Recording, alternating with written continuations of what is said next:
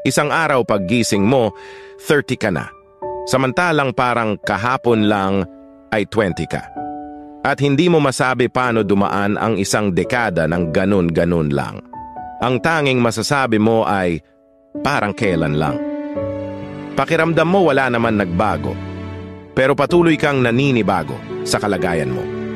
Unti-unti mong naiisip ang mga pangaral ng mga magulang mong tugma sa kinaroroonan mo ngayon.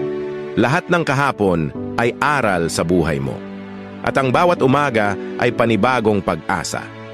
Kaya huwag kalimutang i-enjoy ang buhay habang itinatama mo ang mga bagay kung saan ka sumablay.